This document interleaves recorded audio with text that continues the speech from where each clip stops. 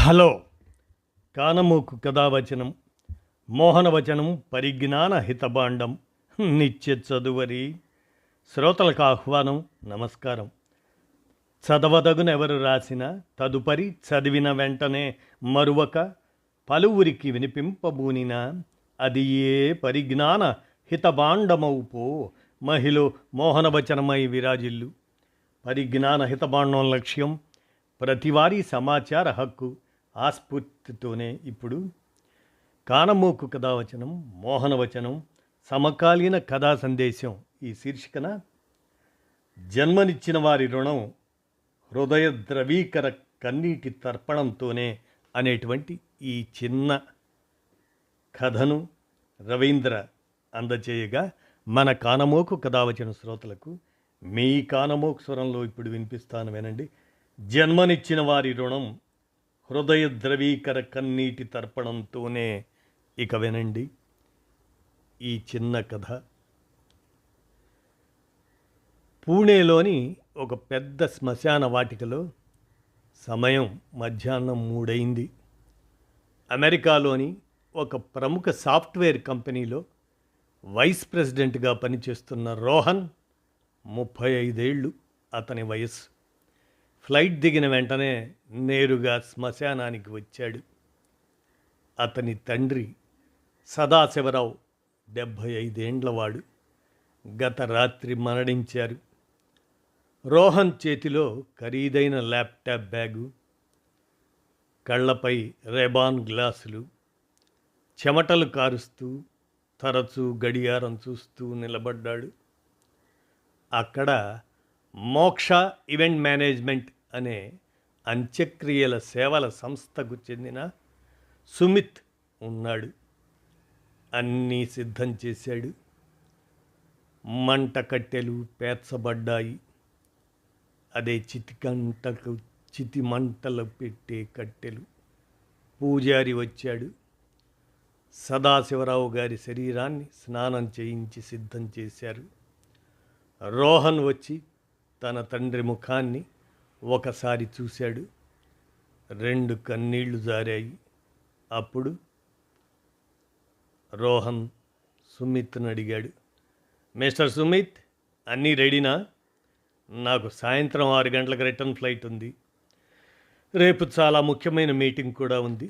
దయచేసి త్వరగా ముగించండి ఈ తంతును అన్నాడు. అంతే. సుమిత్ షాక్ అయ్యాడు. ఈ కొడుకును పెంచిన తండ్రికి 3 గంటల సమయం కూడా దక్కదా అంటూ అతను మౌనంగా తల ఊపాడు. క్రియలు జరిగాయి. రోహన్ చితికి నిప్పు పెట్టాడు. పొగ ఆకాశంలోకి ఎగిసింది. రోహన్ సుమిత్ను పక్కకు తీసుకెళ్ళి చెక్బుక్ తీశాడు. మిస్టర్ సుమిత్, థ్యాంక్స్, మంచి ఏర్పాట్లు చేసావు. ఎంత బిల్లు? 50,000? 1 lakh? ఎంత చెప్పు, ఇప్పుడే చెక్ రాసిస్తాను. నేను మళ్ళీ రావటం కుదరదు. ఆ అస్థికల నిమజ్జనం కూడా మీరే చూసుకోండి. సుమిత్ అదంతా విన్నాడు. విచిత్రంగా నవ్వాడు.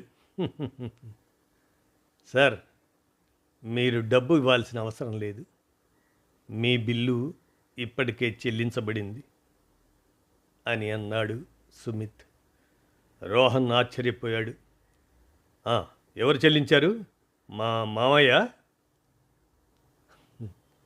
బదులుగా సుమిత్ చెప్పాడు, లేదు సార్, 5 సంవత్సరాల క్రితం మీ తండ్రి గారు సదాశివరావు గారు మా ఆఫీస్కి వచ్చారు. అప్పుడు ఆయన చాలా అనారోగ్యంగా ఉన్నారు. నడవడమే కష్టంగా ఉంది. ఆయన ఆ రోజు అడిగారు, బాబు, మీ ప్యాకేజ్ ఏమిటి, ఫ్యూనరల్ ప్యాకేజ్ అని. నా కొడుకు ఎలాంటి ఇబ్బంది పడకుండా అన్నీ మీరు చూసుకుంటారా అని ఆయన కోరగా మేము వివరాలు చెప్పాము. అదే రోజు ఆయన ముందస్తుగా 50,000 రూపాయలు చెల్లించారు మాకు. అంతేకాదు, చూడండి, ఈ లేఖ ఇచ్చారు. నా కొడుకు వచ్చినప్పుడు ఈ లేఖను అతనికి ఇవ్వండి అని చెప్పారు. అతను రాకపోతే నా అంత్యక్రియలు మీరే చెయ్యండి అని కోరారు అని సుమిత్ చెప్పాడు. సుమిత్ ఆ లేఖను రోహన్కు ఇచ్చాడు. రోహన్ కంపిస్తున్న చేతులతో దాన్ని తెరిచాడు. ఆ రాత తండ్రి తను వణుకుతున్న చేతితో రాసినట్లుగా ఉంది. ప్రియమైన రోహన్, రోహి చిన్ను, నువ్వు చాలా బిజీగా ఉంటావని నాకు తెలుసు. అమెరికాలో ఊపిరి పీల్చుకోవటానికి కూడా సమయం ఉండదు. నా మరణ వార్త విన్నప్పుడు నీకు టెన్షన్ వస్తుందని తెలుసు. లీవ్ దొరుకుతుందా, టికెట్ దొరుకుతుందా, మీటింగ్ ఏమవుతుంది అనే ప్రశ్నలు నిన్ను వేధిస్తాయి. చిన్ను, నీ సమయం, నీ కెరీరు చాలా ముఖ్యం. నిన్ను ప్రపంచాన్ని జయించడానికి పెంచాను. ఒక ముసలివాడి మృతదేహం కోసం కష్టాలు నష్టాలు పడొద్దు. అందుకే నా మరణానికి కావలసిన ఏర్పాట్లు ముందే నేనే చేసుకున్నాను. ఈ ఏజెన్సీకి డబ్బు చెల్లించాను. వాళ్ళు అన్ని కార్యక్రమాలు చూసుకుంటారు. నీవు తీరిక ఉండి వస్తే మంచిది, రాకపోయినా నేను కోపపడను.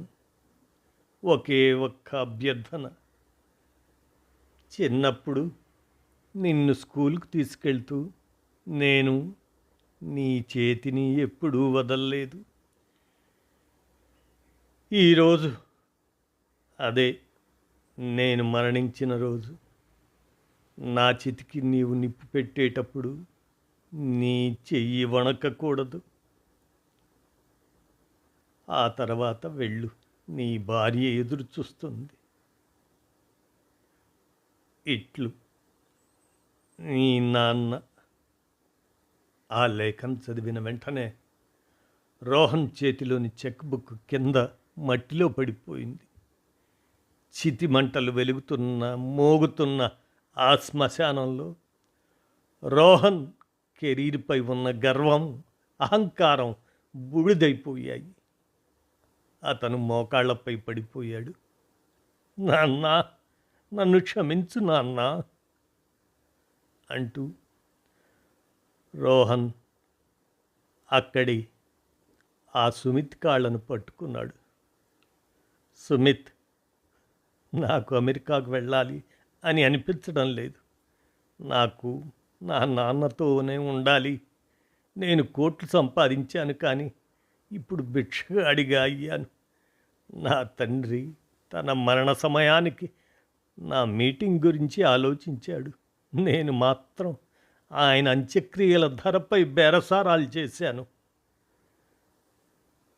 అంతే. ఆ రోజు రోహన్ ఫ్లైట్ ఎక్కలేదు. రాత్రంతా చితి ముందు కూర్చున్నాడు.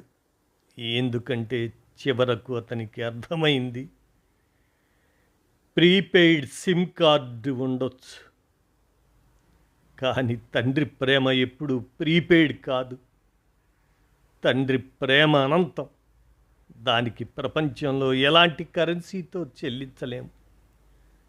ప్రపంచంలో ఎంత పెద్దవాళ్ళైనా, ఎంత డబ్బు సంపాదించినా, మీ తల్లిదండ్రులు జన్మనిచ్చి రక్తం పంచి ఇచ్చిన తల్లిదండ్రులు తమ ప్రయాణం చివరిలో మీకోసం ఎదురు చూస్తున్నప్పుడు అసౌకర్యంగా అనిపించి దూరం కాకండి.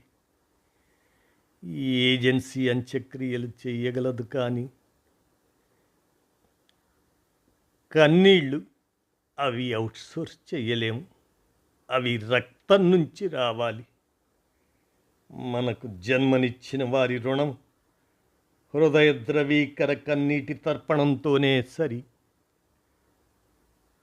అని గమనించాలి ప్రతి మనిషి కూడా అంటూ రవీంద్ర ఈ చిన్న స్ఫూర్తిదాయకమైనటువంటి ఈ చిన్న కథను అందజేసిన మీదట మన కానమూకు కథావచన శ్రోతలకు మీ కానమూకు స్వరంలో కానమూకు కథావచనం మోహనవచనం సమకాలీన కథా సందేశం శీర్షికన వినిపించాను. అవగాహన నిమిత్తం విన్నారు కదా. ధన్యవాదాలు.